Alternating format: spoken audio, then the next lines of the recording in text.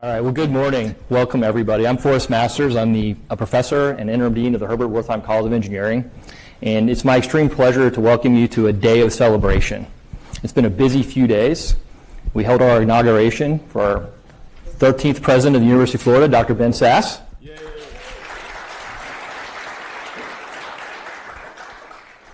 We've opened this amazing building, which will no doubt redefine architectural standards for every building that follows on campus. We look forward to you getting to see the building and enjoy this firsthand.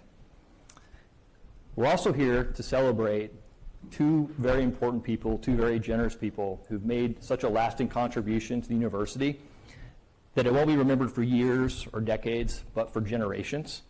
Please join me in thanking Chris and Melody Malachowski. This moment is for you.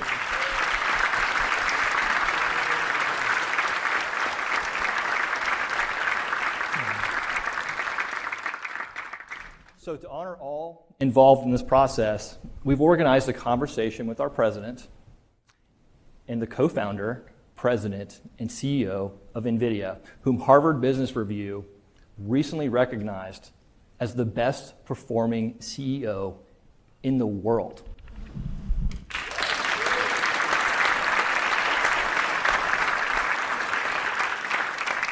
Jensen, we're so happy to have you at a 100-meter dash. We're so happy to have you here, and we're so grateful for our NVIDIA partnership. Cheryl, others are with us today. Thank you for all that you do. Okay, to set the stage for this conversation, we reached out to our students who gave us lots of good questions, which we distilled down, and we're going to share those with you and see where this goes. So, gentlemen, if you're ready, let's dive into their origin stories. This question came from Connor Murphy. Looking back, what were the pivotal... Connor Murphy is a student? Mm-hmm. These are student questions? Yeah. Okay. Well, these are going to be tough. Connor, wave your hands if you're around. There he is. All right, Connor, this one's for you. So Connor asked, looking back, what were the pivotal moments during your time as a college student that Jensen led you to found NVIDIA, and Ben, that allowed you to really think about running for public office one day and eventually becoming a president? And based on that experience, what advice would you give the students here in the room? I'm going to have Ben go first. That's a hard question. Well, I want to piggyback. I'm going real short. By the way, the whole guys today that y'all are asking us questions, we're just going to use those to ping back to this guy. Sort of one of the most interesting technological brains in human history, and the Harvard Business Review point about one of the best CEOs on earth, and has some very idiosyncratic styles. You can't get a one-on-one meeting with this guy, as I understand it. In the super flat organization, you have to meet with 20 of Jensen's direct reports in the same meeting and get coached and browbeaten. So mostly I want to ask this guy questions. But he said that he started out as a busboy, so I'll just echo at origin story and pivot it straight to advice. Work in lots and lots and lots of different organizations.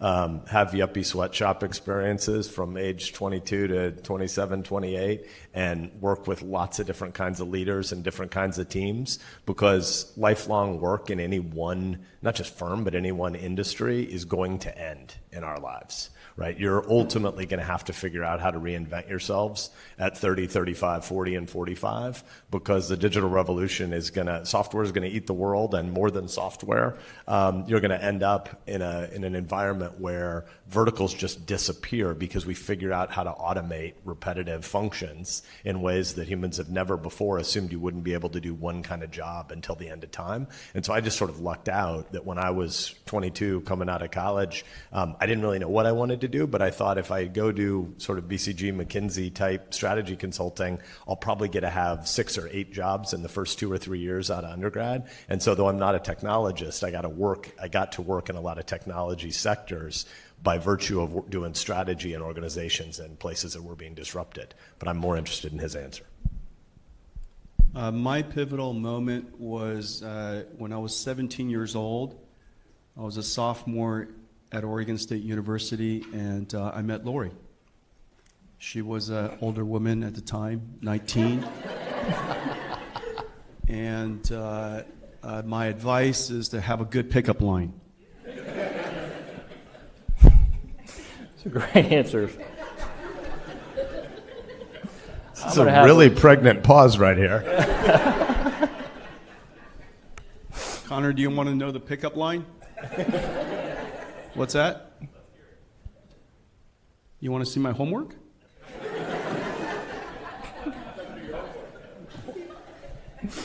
How did that play? I think it works. It must have. All right, this next question comes from Trevor Gross and Matthew Chow. I had to combine the two. Jensen, you often speak about a new computer era. What potential implementation of AI are you most excited to see become a reality, and why? Well, this is a new computing era because for the very first time, the computer writes the software that runs the computer. Artificial intelligence, a computer that learns. And this computer could find relationships and patterns in a vast amount of data. And it's about as painful as that. And so the computer has to work super hard to do that. But it discovers patterns and relationships among a whole lot of different types of data. And it's able to do that from data of all kinds. And this is the miracle. That it could learn from numbers that represent words. Everything in the computer is in numbers, as you know. It could represent words. It could represent words of almost any language. And so it can understand how to recognize language and understand its meaning. That's the incredible breakthrough, to understand the meaning of words, understand that cats and dogs are more related than apples and oranges, and that apples and oranges are more related to each other than maybe tables and chairs, and maybe mothers and fathers are more related to each other and closer to kings and queens and aunts and uncles than they are to apples and oranges and dogs and cats. Okay? And so the fact that it's able to understand these kind of relationships and patterns and ultimately associate meaning to each one of these things is quite an amazing thing. And now you could generalize this. Of course, we think in languages, but everything in the world isn't represented in languages. It could be represented, of course, in chemicals or proteins or amino acids, or so we can learn a whole lot of different things learn the meaning of a whole lot of different types of information. We can learn the meaning of pixels. Earlier we were talking about text to images, and we can learn the meaning of pixels. We can learn the meaning of structures, and we can associate all of these things together. And so a pixel of a cat, is a pixel within a cat. Okay, you're looking at that one pixel, but surrounding pixels, based on surrounding pixels, you realize that's a pixel of a cat. Okay, and so this ability to understand the meaning of information is the giant breakthrough of the last decade. And for us to be able to systematically do this, and now once you understand the meaning of all these different modalities of information, you could associate them or connect them. And so once you connect these things, you could do translation. Obviously, if you've learned English, and you could probably learn French easier, then you can translate between these two languages. Why can't you translate between English and images, images and 3D, 3D and video, video and back to English? And so you could translate all of these modalities from one to another. Well, once you could do that, once you could to understand all these different types of modalities, the question is, what can you do with that information and with that capability? And you could already see what we're doing with it, summarizing text. You could instead of reading a PDF of a research paper, you could have the research paper loaded into your computer and just ask it questions. What are the most important points? What makes this paper different than that paper? You could start asking it. You're talking to data. You could, using your human ability to talk to data. Now, what does that mean? Now that this computer has this capability, and you're essentially using human language, or what you now all know as prompts, to talk to a computer, you now realize that is the new programming model. That you're in fact commanding the computer to do something on your behalf by prompting it using human language. Now, why that's such a big deal is because in Chris and my generation, we had to learn all kinds of computer programming languages to be able to program and ask the computer to do things for us. But now you could just use human words. And those human words don't even have to be that precise. It understands your meaning. And if you're not precise enough, it attempts to answer the best it can, and eventually get you what you need. What just happened? What that basically says is that for the very first time, the programming language of a computer is human. And that implication is tremendous. Mm-hmm. That implication is tremendous because for the very first time in history, we've lowered the bar of accessing this technology. We've closed the technology divide, if you will. Everybody's a programmer. Everybody's a computer scientist. Everybody can use this computer for their benefit. And you could use it by programming it the way that Chris and I would, or you could use it to program it in the human way. You could program it by using gestures. You could program it by showing it a picture. You could program computers in all these different ways. It's a new computing paradigm. That's a fantastic. Can I ask a follow-up real quick? Yeah, go for it. Jensen, tell us about your consciousness over the last decade plus about where NVIDIA was heading. Once upon a time, when you were doing chiefly gaming, did you see where you would end up? I would say no. It's hard to predict 30 years out, and it's hard for us to predict what's going to happen 30 years from now, Ben. However, this is one of the things that you're learning here in school. In almost everything that you observe, you try to generalize that observation. Back to first principles. And the first principles are the things that you're learning in school that gives you the knowledge foundation so that you could do what I just described. When you make an observation, how do you generalize it back to first principles? And then you could apply that first principle of observation, now first principle learning, back to a whole bunch of other domains. The big breakthrough that we made over a decade ago was when we observed what happened to AlexNet, this computer vision deep learning model. When we observed it and we saw its incredible effectiveness, we didn't just admire what it was able to do. We did plenty of that, and we were fortunate to have been in the middle of helping the team do that. However, we generalized the idea of deep learning and recognized that this is not just about computer vision. This is not just about learning. Yeah, that's right. We're professionals.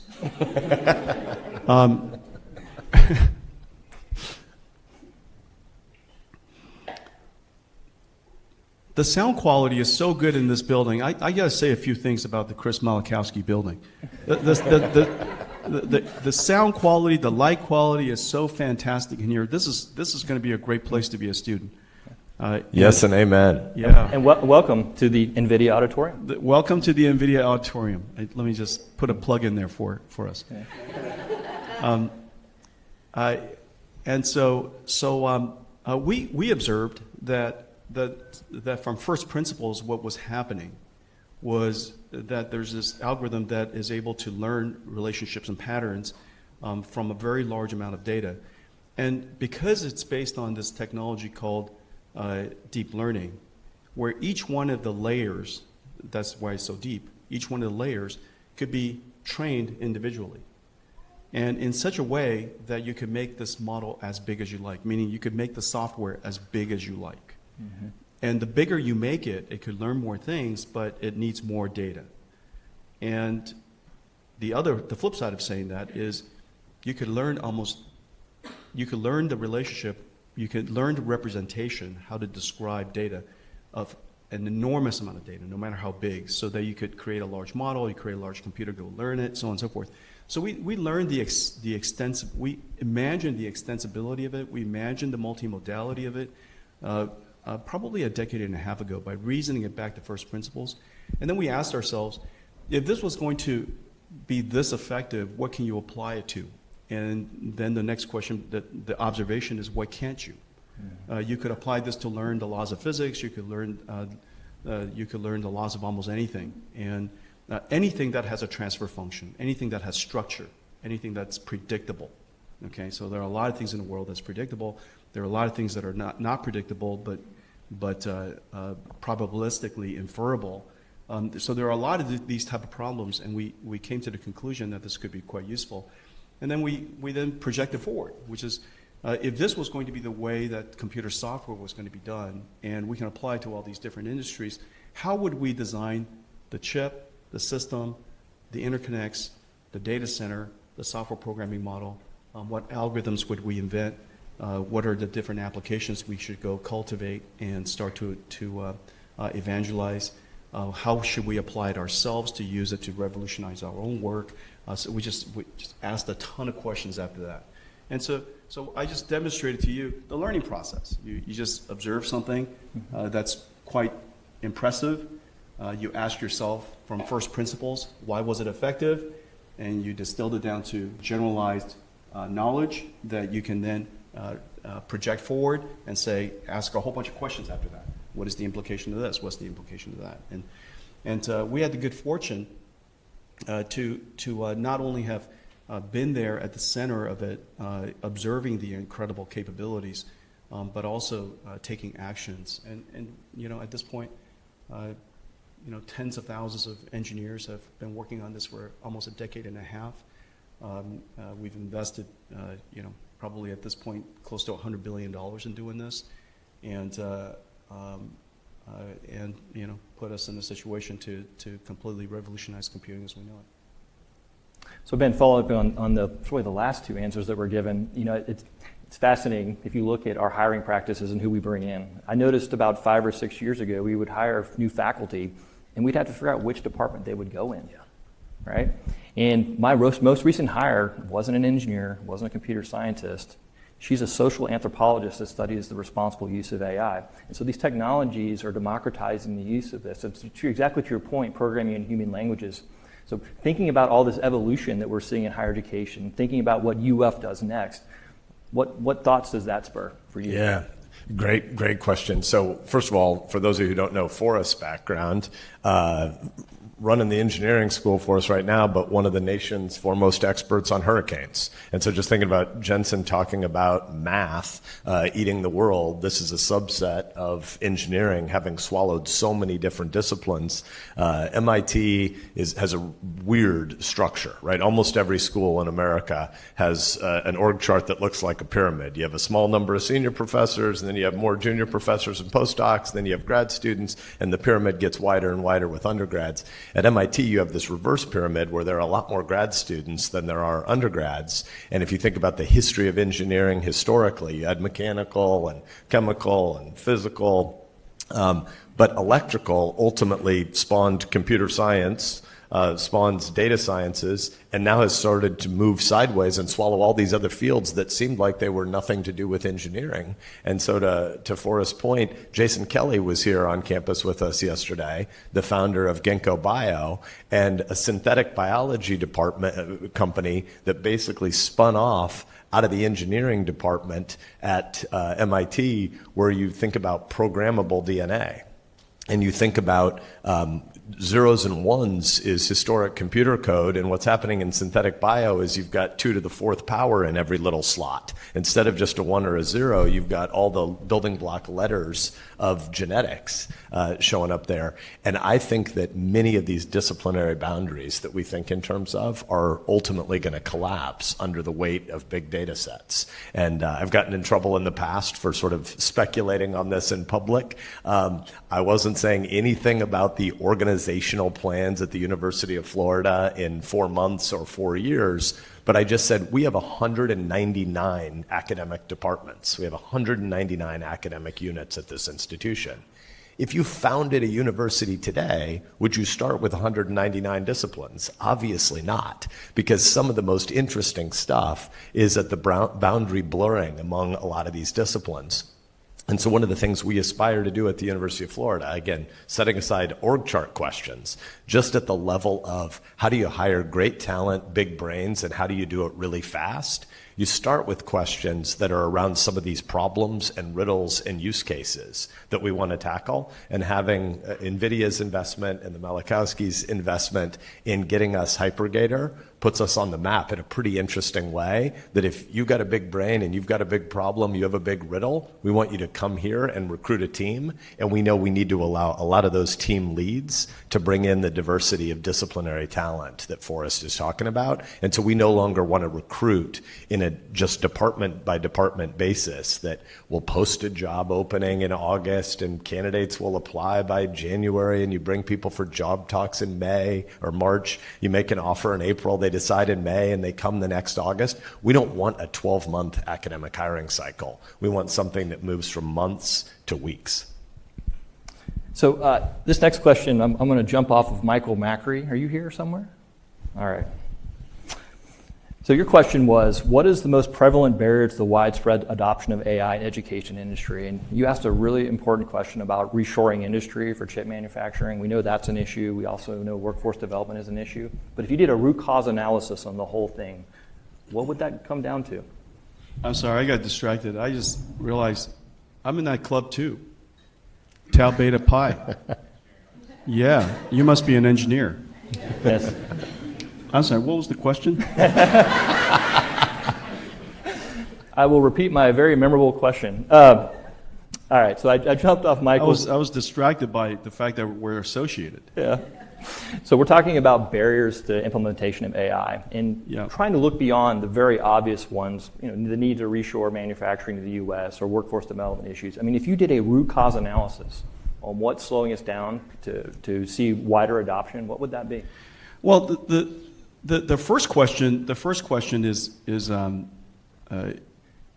easier for me. The reason why AI has been so hard to adopt is because it's been so hard to use. It's too brittle. And that's the breakthrough of the last 5 years. Your goal in artificial intelligence is to use it as an instrument of science.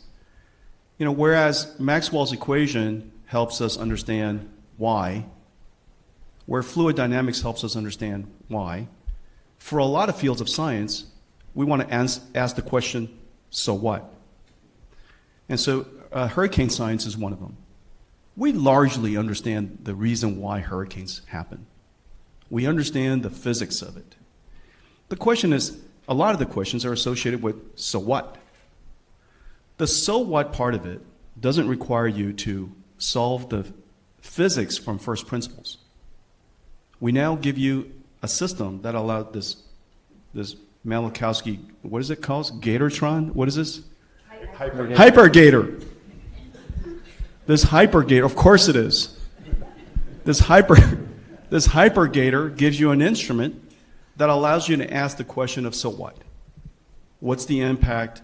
How frequently is this going to happen? Is this increasing? Is this what other surrounding characteristics of properties of climate is causing this to increase? And so what? So what? So what? A whole bunch of questions.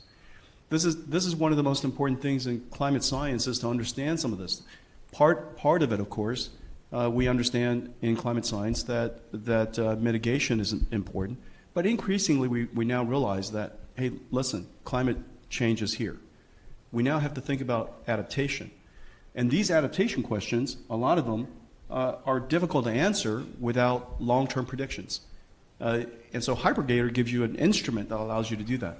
What makes AI useful on Hypergator is that you have to create a sufficiently large instrument such that you could emulate climate, for example, with sufficient credibility and capability that you can go answer some of these questions.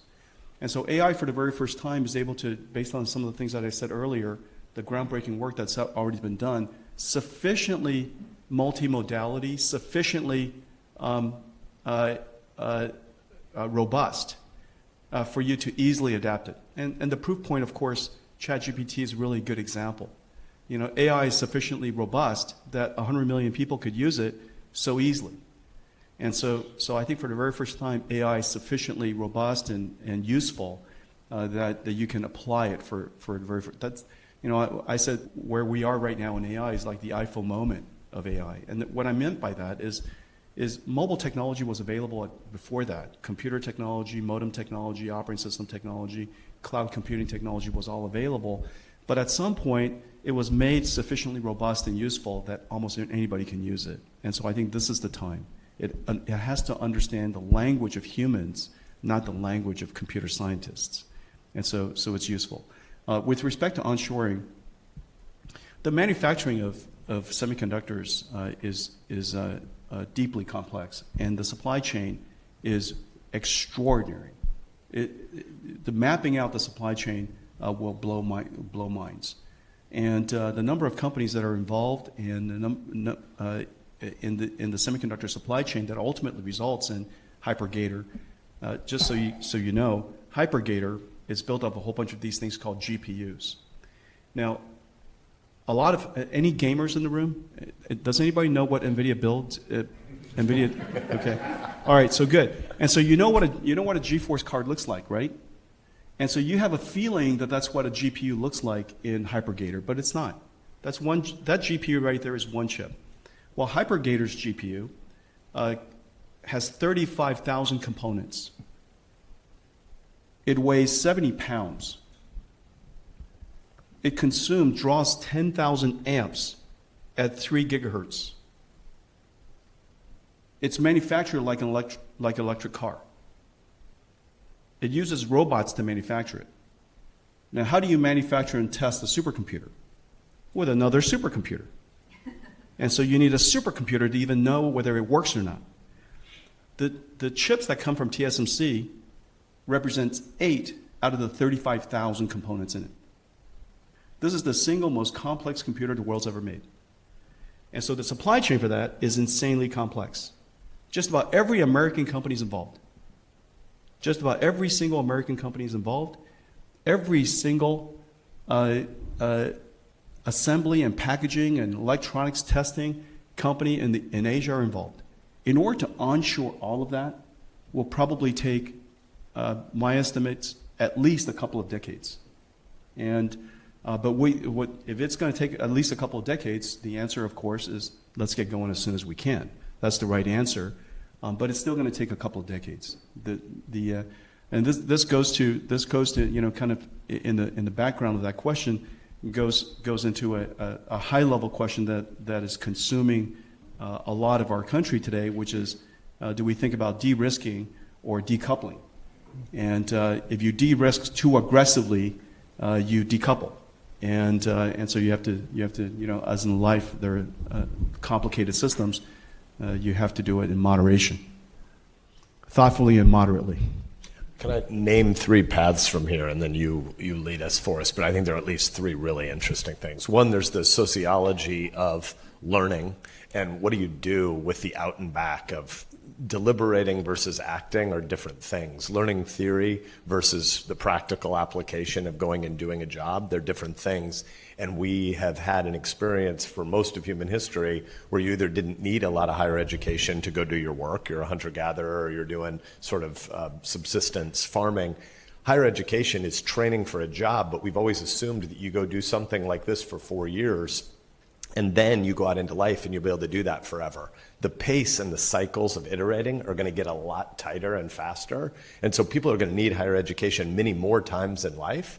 But we probably don't need 8 straight semesters as the way to get started. We probably need to figure out how you iterate when your language is the prompt, when you ultimately are going to get large language models that can do the coding for those of us who aren't smart enough to understand the structure of the coding. The tools are going to reach out to us. And so we probably need faster cycles. So one thing is the sociology of organizations to be able to evolve what it looks like coming of age, getting a job. There's a second really interesting thread in Jensen's comments, which is if it's going to take decades to onshore, and yet some big pieces of it are happening now with TSMC, and I saw that you gave a commencement address in Taipei, I think, last year, thinking about what TSMC is actually trying to do in Phoenix and Austin, how fast is that going to happen? Can we get from 8 to 5 nano? How much of the really hard parts of the equation of the next 2 decades can we do fast enough? And then the third is what you guys do, thinking about relationships with the CCP and export controls now as NVIDIA develops some of the most interesting tools on earth, and the government increasingly wants to make sure that centrally planned dictatorship in Beijing doesn't get access to your tools. And so any of these 3 might be interesting, but maybe let Forrest pick. But would you give us a little bit of an overview of how you all navigate the China question? Yeah, we'll work backwards. Obviously, the technology of artificial intelligence and the technology that's in Hypergator is extraordinarily advanced technology. And Artificial intelligence is the automation, the manufacturing of the single greatest power that we know, intelligence.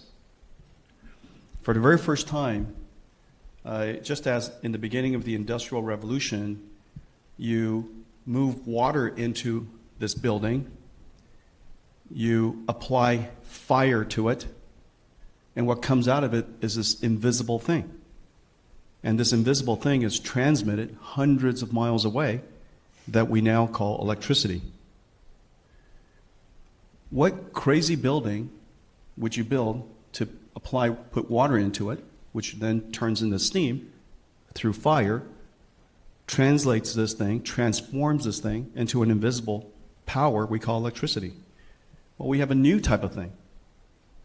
Hypergator is a building that you ingest the most valuable resource that we have in humanity called information. You apply energy to it, and what comes out of it is intelligence. Now, at the moment, as I say this, to many people, it's abstract and invisible. In 20 years' time, it will be as concrete as anything else. Just as electricity to you, hopefully most of you don't see electricity. You enjoy the benefits of it. If you see it too closely, obviously a problem. And so in the same way, artificial intelligence today is somewhat invisible. This instrument in the middle is obviously very important.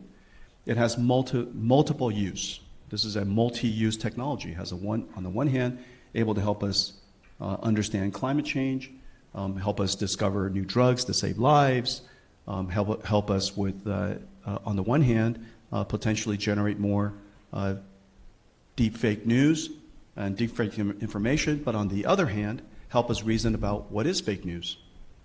And so this technology has multiple use. We want to keep, as a country, for national security reasons, keep it out of the hands of the countries we don't want it to be in, for all the right reasons, for exactly the right reasons. And that has to be balanced with, on the other hand, our desire as a nation to export democracy. And the exporting of democracy, of course, is about the exporting of freedom of prosperity. And this is an instrument also of prosperity. So how do we balance that security with prosperity? And how do we moderate that relative to the industry leadership and market leadership of American companies? And so all of those factors are involved. This is not any less of a complicated system, and probably not any more of a complicated system than climate change. Climate change, as you know, is very, very complicated. It's a multi-physics problem, and multi-human factor driver problems. These type of problems are extremely hard to solve. Near term, medium term, and long range term all have their own dynamics, and so we have to think through all of that. No one solution is good short term and also good long term. Good long term, also good short term. There are economic, social, political, of course, technological reasons, implications associated with both of these very complicated multi-factor issues. And so the United States has to consider all of these factors, and these are complicated things. Thank you. So, looking around the audience, I realize many of you were born after the internet became available, and you probably have not seen, there's been a huge cultural shift that's happened within the technical and societies, like engineering. And that change really has sort of taken the form of, previously we would look at a problem, and the limits of that problem were really our imagination. And because of these enabling technologies, that's no longer the case. The limit's what we're going to allow ourselves to do in the future, right? Ethical considerations come in play. So let me revector this sort of discussion stream around balancing technological optimism with realism. And maybe I'll start with the kind of the first big question.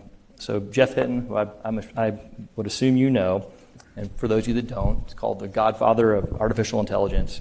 He stepped away from Google this past year to warn of the dangers of unchecked technologies and unresolved ethical considerations. So now imagine right here above us, we had a big meter floating, and on one end of that meter was the good far, far outweighs the bad. And on the other was, no, this really might be an existential threat to the human race. So what's your readout on that meter today? And when this group is now mid-career, 20 years from now, what's the readout going to be then? First of all, the readout is yes. Is it one of the greatest technologies that has ever been discovered? The answer is yes. The automation of intelligence, how could it not be? If you solve intelligence, then you'll solve everything else after that. Is that right? And so on the one hand, it has the incredible capability to bring social good. The opportunities and the prosperity and the potential is incredible. On the other hand, the opportunity for peril is also equally incredible. And this is probably no different than a conversation of somebody who first came up with autopilot for a plane. Depending on how you think through that, you could imagine a plane being right here commanded by our phone to go from destination to destination without a pilot, turn on by itself. Of course, you could remote turn on something. You could give it an instruction, and this plane will just automatically. You guys know the technology exists for the plane to automatically, pull out, take off, fly somewhere, and land safely or not somewhere else, right? Completely autonomously. And the amount of potential harm it could bring. And I use a plane, for example, because it's not far from imagination. You guys know how it's been used. The plane itself, with all of its autopilot capability today, the technology, it could bring a great deal of harm. Without it, I couldn't be here. And so I think that the social benefit and the potential harm it could bring to society, the greater the technology, the greater the disparity. Now, humanity has dealt with this problem before. And so the things that we have to do, the alerting the world of the importance of this technology, the availability of this technology, the invention of this technology, that's terrific. I think what Jeff has done is really terrific. Now the question is, what do we do about it? And in order to do something about it, we have to invent a whole bunch of safeguarding technology. And so it turns out, surprisingly, the first thing we have to do is invent technology. In order to keep this technology from doing harmful things or unsafe things, we did the same thing with autopilot technology. You have to create safety technology for autopilots. You have to create diversity and redundancy technology so that systems, even if they're not trying to do harm, could break. For example, before you consider all of the nefarious things that people have in mind, it has to be engineered well. And so otherwise it doesn't perform the task properly, not reliability. And so there's great technology to be invented, there's great engineering to be done. Remember, if you just applied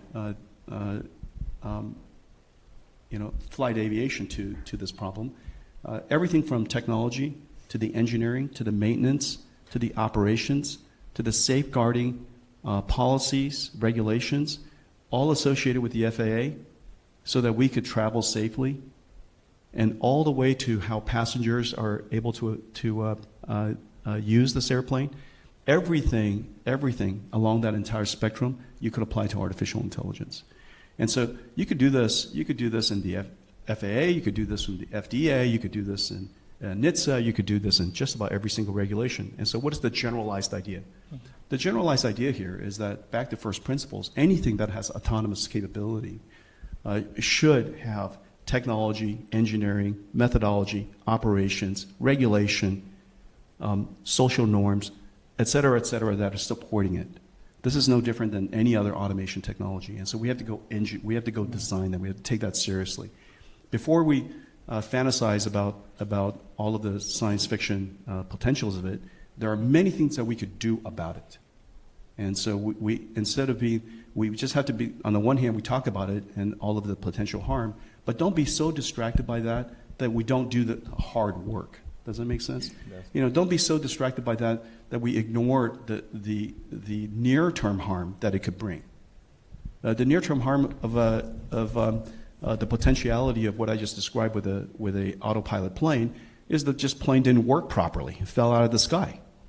That's a near-term possibility. And so we have to make sure that we do apply all of our engineering and scientific best practices and social best practices and regulation best practices to it. The second thing is to remember that these things are all products. The way that artificial intelligence is going to come to you is a product and service. And every product and service today comes through you through some means. It could be a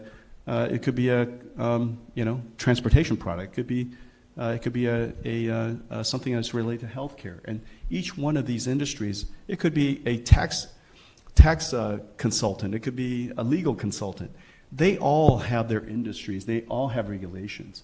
And what I would do is make sure that before we go and invent a galactic, universal guardian of all things super mighty, which are very difficult to talk through, that we immediately, in each one of the industries, in each one of the product segments, go enhance the regulations for autonomous capabilities. So I have to ask you, being someone who comes out of a building codes and standards process, regulation's one thing. Enforcement is a whole different problem. Yeah. So how do you see enforcement working in that context? Well, it depends on what you're trying to enforce. That's the answer, right? And you also know that under enforcement leads to something, over enforcement leads to something else. Isn't that right? Absolutely. And so, forest is a hard problem, and we are applying these. That's the problem of life. Do you want too much security or do you want too much privacy? Let me just flip it around. Do you want less privacy or less security? And so they're all different sides of the same coin. And so these are social challenges, and it depends on your culture, it depends on your upbringing, it depends on where you are, it depends on the context, the condition. Every country in the world, as we're currently sitting, geographically depends on where you are. You prefer to have more privacy than security, and it depends, And then all of a sudden something happens to your life, you prefer more security than privacy. Isn't that right? That's right. And so maybe when you're in your 20s, you prefer more privacy. I'm going to go guess that, okay? But when you're 10, you probably deserve more security than privacy. And so it just changes even over life. And these are tough questions, right? Yeah, I have a 12-year-old, so I know that privacy is really off the table. So I'd agree with that sentiment. Ben, what would you tell the future stewards of this technology?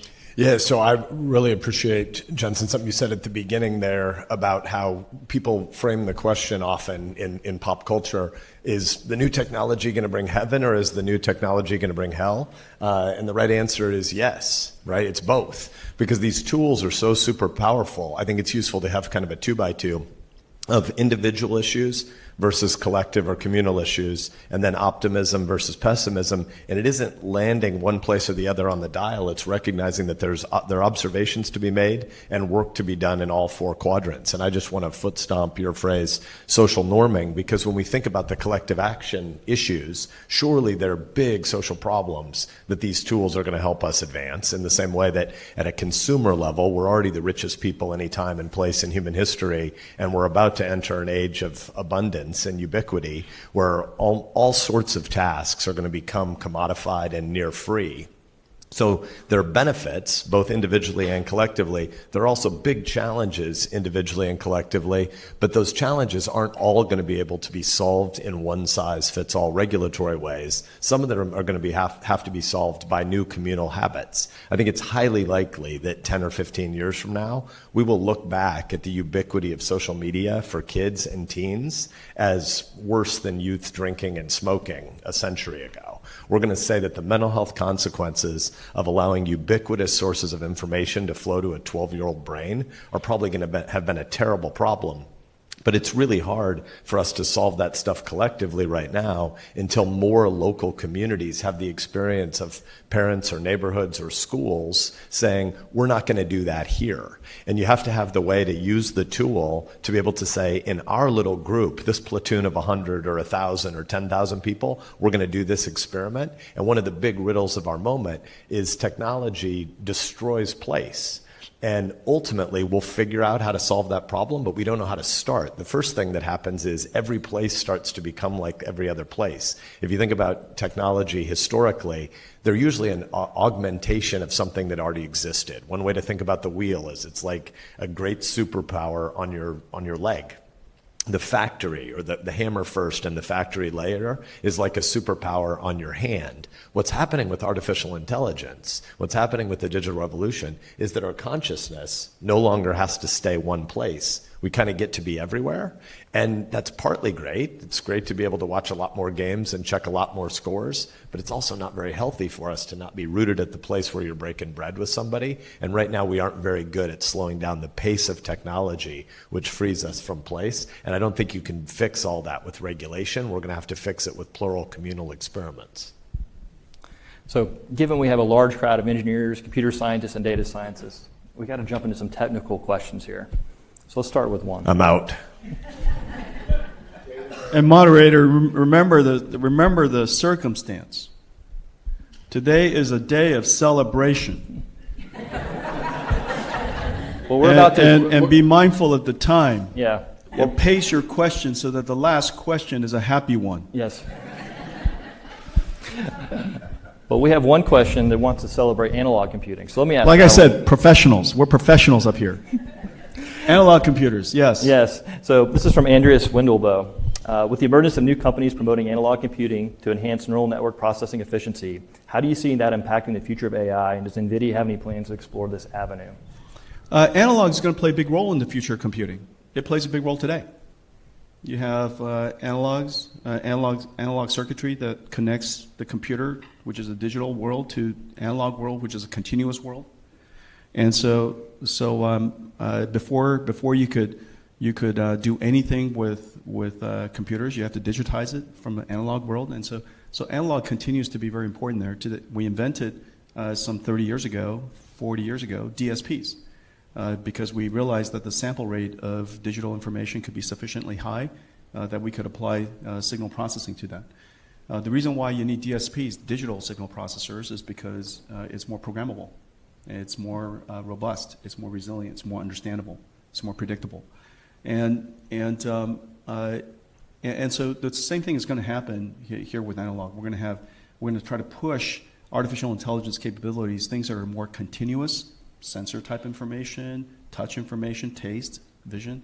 You're going to push more and more of the things that are running continuously, that don't require a lot of programmability, that don't require a lot of reasoning. Push it out into low energy parts, very energy efficient parts of computing called analog. And then for the things that require high level reasoning, more programmability, more controllability, things that you want to build on top of software defined platforms, you'll do that digitally. And so that separation is going to continue, and we're going to see the same with analog. Yeah, maybe we can leap off the software-defined hardware piece for a second. That's obviously going to revolutionize fields, particularly medical technologies, other areas. I don't think it's quite made its way to the classroom lab where we're doing this hands-on. I might be corrected by some of our electrical engineering crowd. But how soon do you see that being something that needs to be front focused in terms of curriculum development in universities? And as an entry point for the half of the room that aren't engineers, can you explain what software-defined hardware really means? Software-defined basically says that you want the functionality of your instrument to be defined in software versus hardware. And when you do something in hardware, when you do something that's designed into the circuitry, if you will, like a refrigerator is a completely hardware. It's not at all software defined. And so the functionality of that refrigerator stay exactly the same today as it was when you first bought it. Same with the ovens, same with a whole lot of cars today. And so the functionality remains exactly the same. When you make something software defined, then it becomes programmable. Then the functionality of that device changes over time. So let me give you an example of one. Your smartphone. It is software defined, and as a result, this smartphone of yours is changing in its functionality over time. Like, wow, look at that. When I first bought it, you couldn't actually call a taxi. Now you can. My goodness, with my phone, I can literally command a Big Mac to show up in my house. What the heck? From my phone, I say, make Big Mac show up. It shows up. Isn't that right? What kind of a phone does that? And so anyways, software does that. So if you could turn your car that way, refrigerator that way, if you could make everything in the world software defined, then the richness of it continues to improve, the functionality surprises you, and it becomes a platform for innovation. Cloud computing, for example, software defined. Yeah. Thank you. So similarly, if we look at scientific and technological capabilities that are going to be afforded by the blending of quantum information systems and AI, where's that going? I know you announced some major new technologies in this space, and just love to hear your thoughts on quantum computing and how that fits together with AI. Okay, so first of all, for everybody in the room, a digital computer is either 1 or 0. A quantum computer is 1 and 0. Okay, so it's in this entangled state at all times, this state of ambiguity at all times. Now, everything in the world is quantum. We're quantum. It's just that quantum computers, quantum states, are highly allergic to any type of external noise. Any thermal, shock, electric, any type of thermal noise, any external event. The moment it's exposed to that external event, it goes out of its quantum state, and it's either 1 or 0. If not for the fact that quantum computers, quantum states are so allergic to noise, we wouldn't be here. The fact that we're either here or not here is a good thing. Okay, and so that's because we're all quantum computers, but because of external events, we're either in 1 or 0 state. Well, digital computers either 1 or 0. The thing that 1 or 0 don't like is combinatorial problems. And so this is the classic. For example, one day when you get married, maybe you have a party of 500 people. How do you seat 500 people is a combinatorial problem. Isn't that right? Is a 500 factorial problem. The number of possibilities of seating 500 people in a wedding is a problem that that only a mother-in-law can solve. and no computer can compute 500 factorial in any amount of reasonable time. And why is it that a mother-in-law could go, yeah, I know exactly what to do. They sit together, they don't sit together, they sit in the back, they sit in the front. Does it make sense? It's because they're using artificial intelligence. I'm giving you examples that these are real. This makes sense. Does that make sense? And the reason for that is because your mother-in-law is taking input from a whole lot of different relationships and patterns. And hey, this group ought to sit together because they all went to the same school. This group ought to sit together because they're probably not that important. This group is, right? And so they're going to figure out this, so on and so forth, and and before you know it, 500 people are seated properly. Well, you could do that. You could do that with a quantum computer. You could do that with a quantum computer, and it's going to come up. You give it the constraints. You say these people should all definitely sit together. These people definitely should not sit together. These people are more important than those people, and they'll give you a whole bunch of options that you can then choose from. Or it's very likely that in the future an artificial intelligence computer will do the pre-processing. And using this 500 guess problems, the artificial intelligence would know all of the people that are coming to the wedding, and depending on the culture, how much they brought to the wedding as a gift. And is it a toaster or is it a brand new house? We got nothing but toasters, and so all kinds of factors are taken into consideration for the wedding, and as a result of that, they might come back with the quantum computer. The artificial intelligence computer would do the pre-processing of that and come up with a much finer set, and then out of these 20 variables, these 20 that has to be computed using a quantum computer, it would go off and come up with, do the combinatorial calculation across all of that, and then give you 2 or 3 more choices to choose from. Mm-hmm. So AI would become the artificial intelligence computer. The classical artificial intelligence computer would be the pre-processing and the post-processing, and maybe the quantum computer will be used in the middle, where the number of combinatorial states is just too too complicated for a classical computer to do, it would do that. And so they'll work together. So 2 follow-up thoughts. For those of you that are not married, this will eventually make sense. Okay? For those of you that are, even with context, do not try the thing of going home and telling your spouse that their parent can be replaced with a quantum computer. That's not going to end well, I promise you.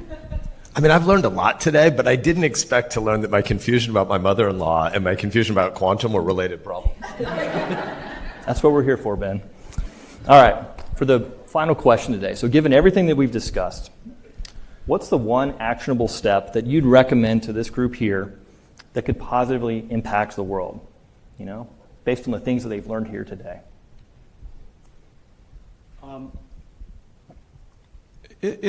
You're in a really, really fantastic time, and you're in a fantastic place. The reason why I said some of the things that I said to you today, they're particularly important to people who want to understand fundamental knowledge, who wants to understand the first principles of how things work. Understanding how the first principles, the foundational knowledge, allows you to make an observation about the future and retreat to the truth, if you will. Okay, reduce it down to first principle truth, and then from that generalize for future opportunities, and that requires you to understand first principles, and that's what you're here to do: learn first principles. And the second thing that I would say is that you're now given this incredible instrument. If you can try to, use a calculator, for God's sakes. There are a lot of problems you could solve with a calculator you can't solve doing long division. And it's not that you shouldn't learn long division. There are tricks to long division, as you guys know, but you should learn long division, but use a calculator. Do the same with a personal computer. Do the same with any instrument that you have. The computer, as you guys know, Steve Jobs originally called it the bicycle of the mind. It allows you to go further. Well, what Chris has done for the University of Florida is to giving you the starship of the mind. And you got to go as far as you can. You got to get on that starship. You got to use artificial intelligence. Go as far as you can. Go as far as you can. Use this instrument. And for the very first time, what I was trying to help you realize is how easy it is now, how accessible it is now. That the technology is accessible. Now the question is, how can you use this instrument to accelerate your discovery of knowledge, to expand your discovery of knowledge, your exploration of the future? So I would give you these two advices simultaneously. Learn first principles of how things work on the one hand. On the other hand, use the mightiest tool you can to advance your knowledge and advance the future for all of us.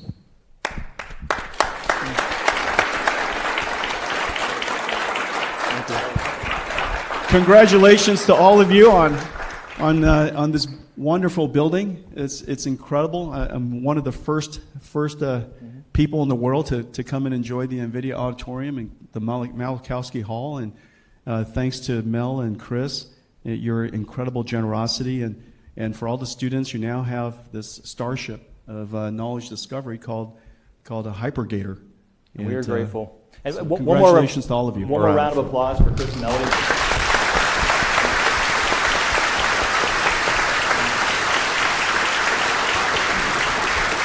Thank you. Have a great rest of your day.